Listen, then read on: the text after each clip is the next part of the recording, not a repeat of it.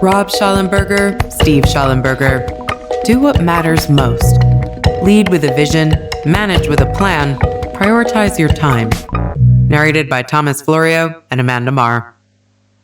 Do you ever work late into the night chasing deadlines? Are you behind on your to-do list? Do you feel like there's too much to do and not enough time to tackle it all? Well, if you do, you're not alone. In fact, there's something most executives struggle to manage, and that's their own time. Little surprise that many end up overlooking what matters most.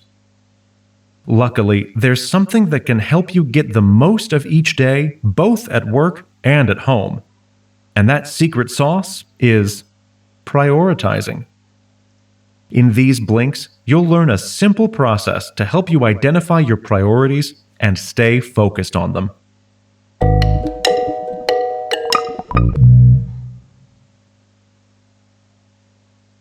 Blink 1 of 6. Here's a story from one of the authors, a former U.S. Air Force pilot. He was on a routine training mission, and everything seemed just fine. He banked the plane into a 180-degree turn, and then an alert from one of the systems in the cockpit caught his attention. As he looked down to work the various switches and buttons, another jet unexpectedly crossed his flight path. Both planes were tearing through the sky at 1,000 miles per hour. They nearly collided, missing one another by less than 100 feet. Later, during the debrief, both pilots gave the same reason for why they didn't notice the other jet. They were overwhelmed by activity inside their own cockpits. This is an example of what's known as task saturation. It happens when a pilot has so much going on that he struggles to process everything the environment throws at him. This can lead to dangerous oversight, and it's a problem in the airspace as well as in the workplace. The key message here is manage your time more effectively by prioritizing what matters most. You're probably not a fighter pilot, but there's a good chance that you too have experienced task saturation in daily life. Remember, task saturation happens when there's a lot going on and too little time to address it all. 68% of managers surveyed by the authors said their number one challenge was focusing on what matters most. 80% didn't have a clear process for how to prioritize their time. The author's answer was to create a simple process for managing time more effectively. It is loosely based on how the Air Force works. Pilots are trained to focus on the most critical signals, known as primary instruments. They may show, for instance, airspeed or altitude. In the jet, you need to prioritize them if you want to stay alive. In your workspace, you too can overcome task saturation by learning to prioritize. The do what matters most method consists of developing 3 habits: writing down a personal vision, setting annual goals for both your professional and personal lives, and planning the next week in advance. But just like the author needed a debrief to assess his flight, you too need to step back before you start prioritizing, as you'll hear in the next blink.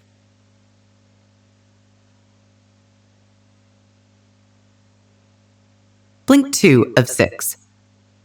Amy, an executive at American Express, was promoted year after year and eventually became senior director. But during the first months in her new role, she realized that she was feeling overwhelmed and frustrated. Sure, she was proud of her professional achievements, but her relationships with her husband and daughter were slipping. When Amy attended the author's Do What Matters Most keynote at a conference, she realized that motivation alone was not enough. By the end of the presentation, she understood a simple truth.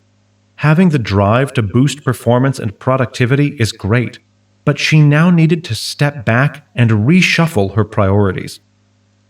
The key message here is start by assessing yourself and your current approach to your priorities. Before you can transform your approach to your priorities, you need to get a good grasp on where you currently stand. How do you do this? One approach is to break down your daily activities into the Do What Matters Most matrix. It divides your daily activities into 4 categories. One refers to activities that are both high stress and high priority. Another to activities that are low stress and high priority. And the 2 remaining categories represent activities that matter the least. Stuff that's either urgent and not important, or, in the last category, not urgent and not important. For example, if you wait a few days before an important business trip to make a booking, sorting out flights and accommodation would become a Category 1 activity.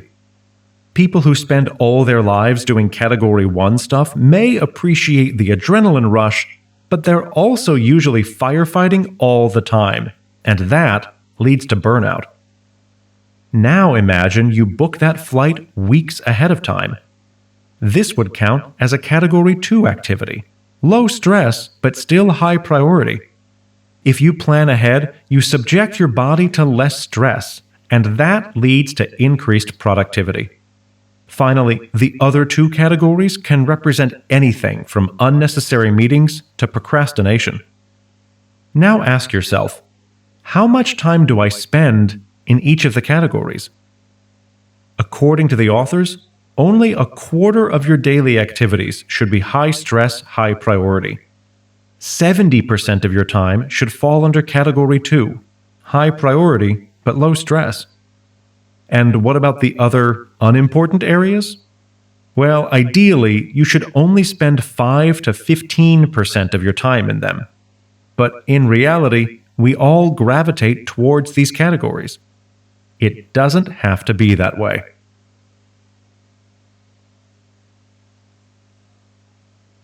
Blink 3 of 6. Let's say you want to build your dream house.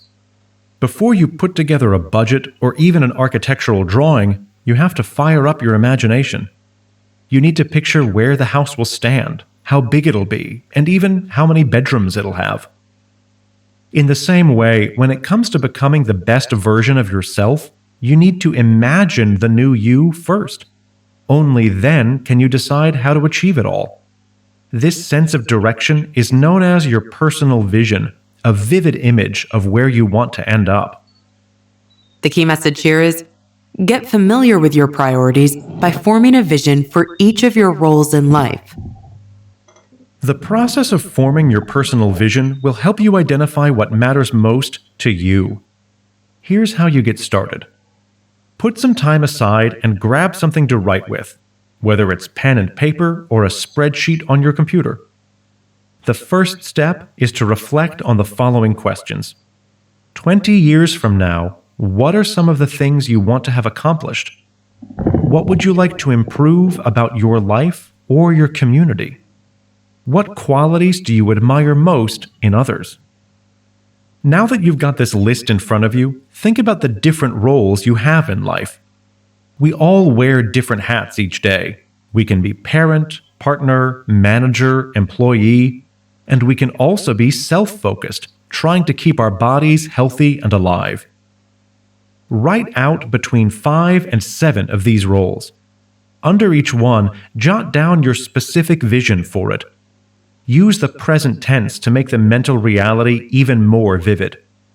You could write something like, I am an outstanding manager who inspires my team to do their best, under work. Or, I choose to live a healthy lifestyle, under self. Or even, I help to uplift or inspire my friends, under friendships. You will know you've got the vision right if it evokes a range of emotions in you. You should feel excitement, but also a small degree of discomfort. This is because your vision is meant to help you grow. Its job is to direct you towards what really matters.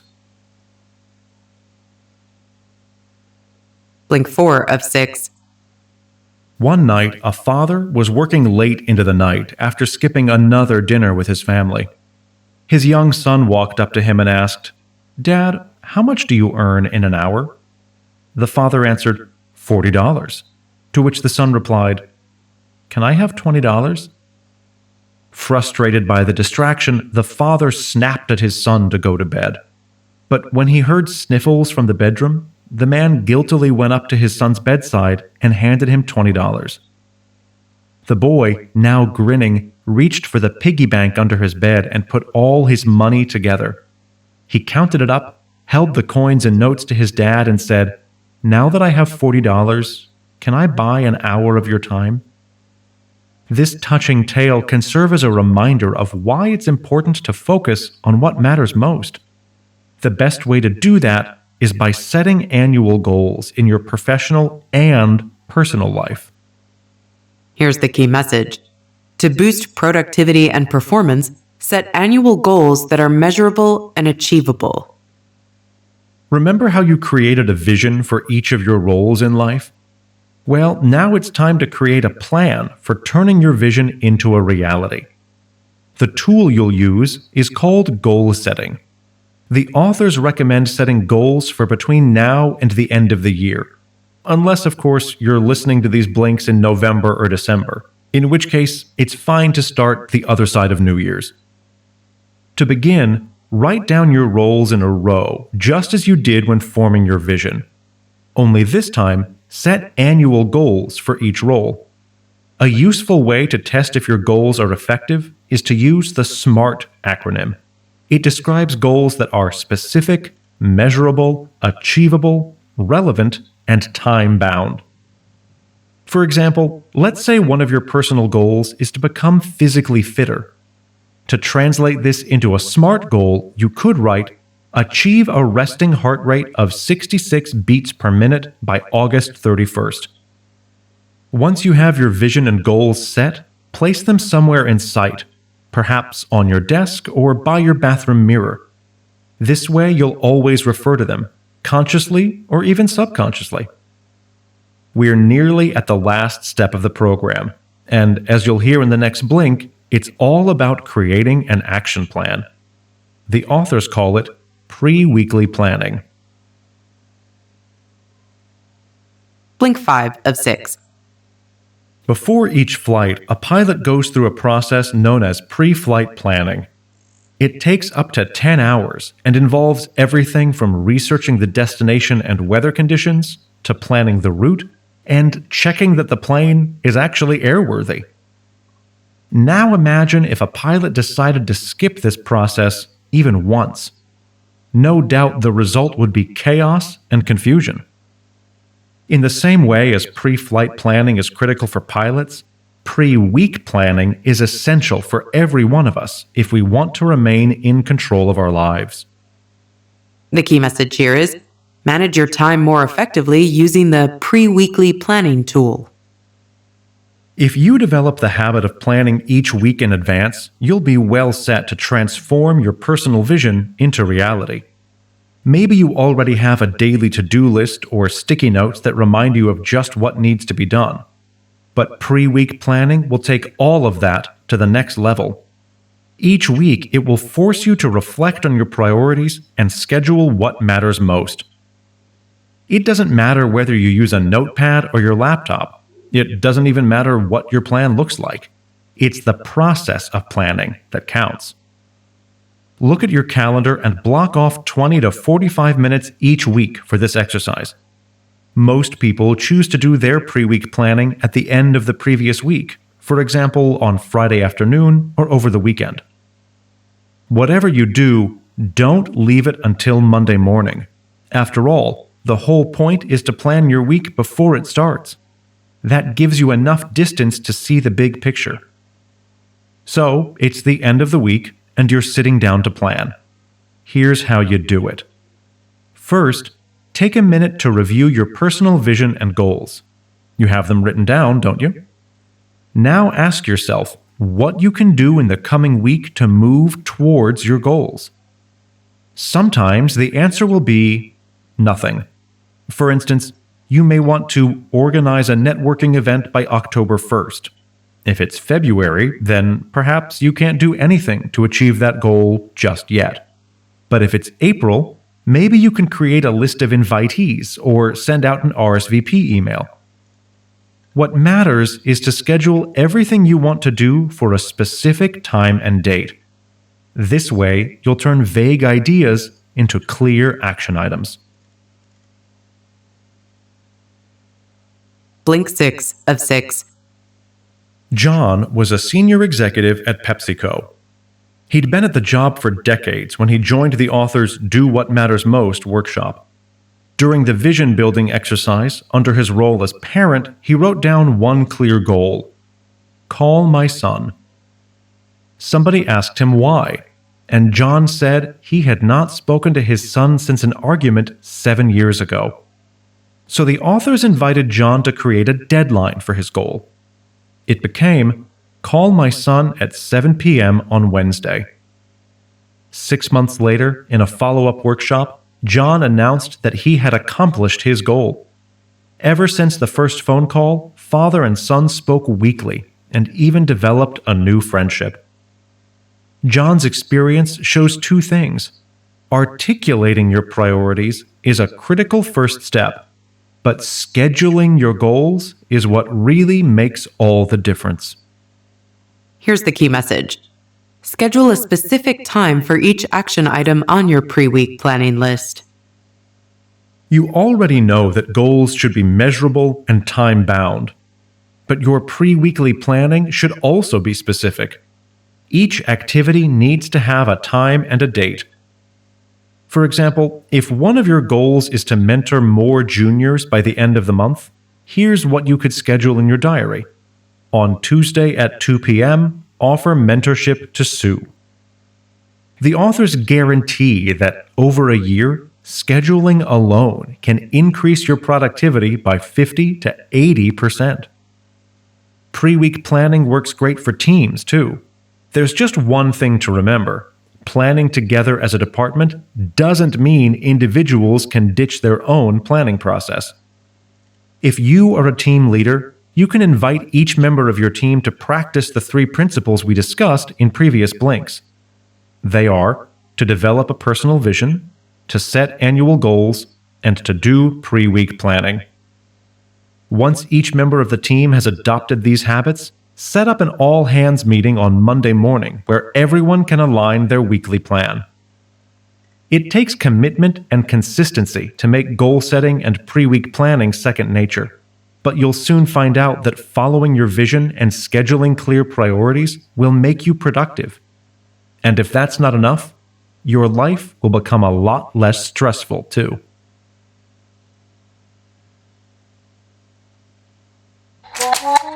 You've just listened to our blinks to Do What Matters Most by Rob Shallenberger and Steve Shallenberger. The key message in these blinks is that you can boost productivity and performance by learning how to prioritize the tasks that matter most.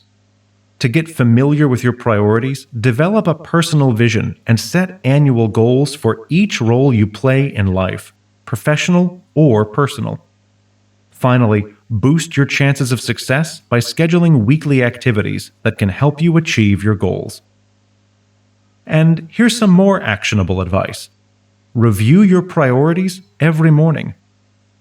Pre-week planning is a great tool, but there's something else you can do to improve your productivity, and that is to develop a morning routine.